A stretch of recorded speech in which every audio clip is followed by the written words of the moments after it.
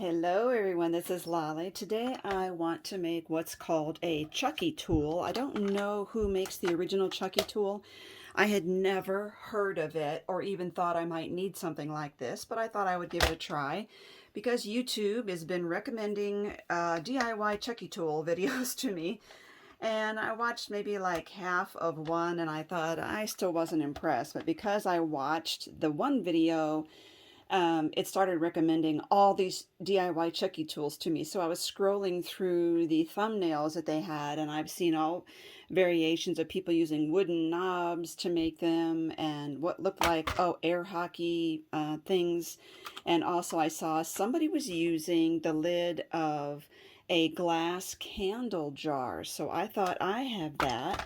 And this is what I use. I use these candles from Melaleuca, so this is what the lid looks like. And you see it's got a nice hollow area here that I thought I could fill with shaker bits. So what I'm going to do is pull this off. There we go. There. And I'm keeping this, and you'll see why. So let me explain what a Chuckie tool is for, and then I will show you how to do it. Here's mine. Isn't that fun with the shaker bits? So when you're using a stamp positioner tool, you got your stamp in here, you got water, you get your stamp and your paper in there, and then you go around and you push, push, push, push. The purpose of a Chuckie tool is to push it down and slide real hard all over the stamp. Okay, so I've got this stamp positioner tool, and I have this one here. I do not have the Misty, nor do I want one, and that is a personal preference. So what you're going to need is a glass candle jar lid. I think the ones from Yankee Candle used to have a real tall hollow lid too. The Yankee Candle that I have now is a very, very flat lid and wouldn't have this ability. So you have to look at your candles and the candles in the stores. The other thing you're going to need is some cardboard that you can put this down and trace your lid. And we're tracing this inner piece here, making sure that we get all the way up against there. Let's make sure that's correct, and it is. And if you don't have white cardboard would be better because you will see that inside here, right? You could also trace a circle of white cardstock if you want, or you could paint this white, but you really do need white. And then these are the foam pads that you put under your furniture for sliding them around. And it's got self-adhesive on it. Mine is super old, and so the adhesive really isn't that good on it, so I'm going to have to replace the adhesive. You also need a really strong permanent adhesive. And by permanent, I mean not hot glue. It's not going to work with glass. And I'm going to see if I can trace it one more time on my white cardstock. And then you will probably need some really strong scissors, but you need to cut these three out. And I am, in the meantime, going to take dish soap to this and really get all the grease and wax and everything off of it. Okay, so these are cut out, and I want to glue this to that. This is important that we need some really permanent adhesive. I'm putting it very flat. In other words, it's not like going to be enough to squish out. I'm putting that around the edges. And then I'll use my permanent paper glue inside. And that will give it a nice hold immediately while it's waiting for that permanent glue to dry. Let's get some of that extra. Now we need to fill this. Now when I did my first one, I was using the Pink Pearl Sakura mix that I have in my shop, and I used about 1.5 of these tubs in there. It depends on how full you want yours to be. This one is the lemon sprinkle mix, and I will give you a close-up here. It's got like turquoise and yellow, what do you call those? Like sprinkles, and these little tiny adorable lemon wedges. So that is enough. I mean, you don't need anything else in there. One of these tubs is fine.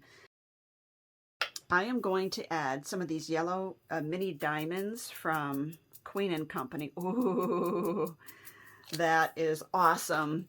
And these are also from Queen and Company, and they're a little bit of turquoise sequins, hearts. They're rounds, hearts, flowers, and stars.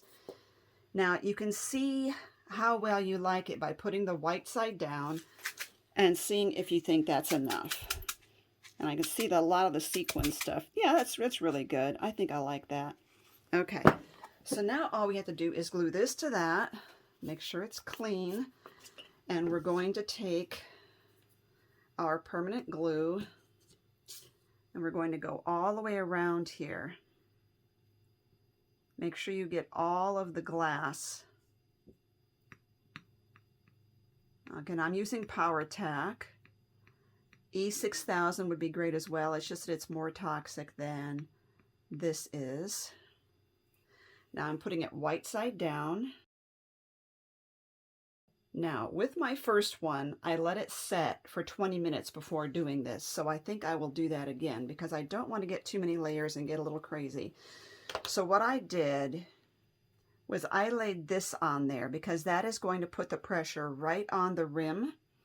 And then on top of that, I laid something heavy. So let's put my tape dispenser on that, and I'm just putting it gently down like that. And I'm going to come back in 20 minutes, glue this on, and do the same thing. Now, after a good 20 minutes, all you need to do is to, on yours, peel the sticker off and put that on. But this, like I said, this is so old that the sticky stuff really isn't that good. So this is one of the very rare times that I will apply adhesive to adhesive.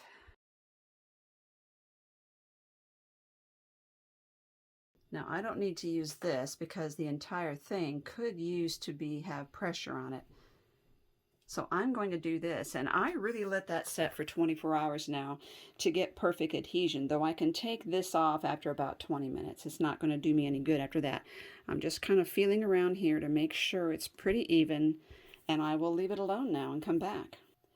So it hasn't been 24 hours, but in the meantime, I can still show you how this thing works. I'm going to show you on the other one. I love how this turned out. I think it is so pretty. So I will show you with this one. So when you are using your stamp positioning tool, I'm going to use Llama Love by Sizzix.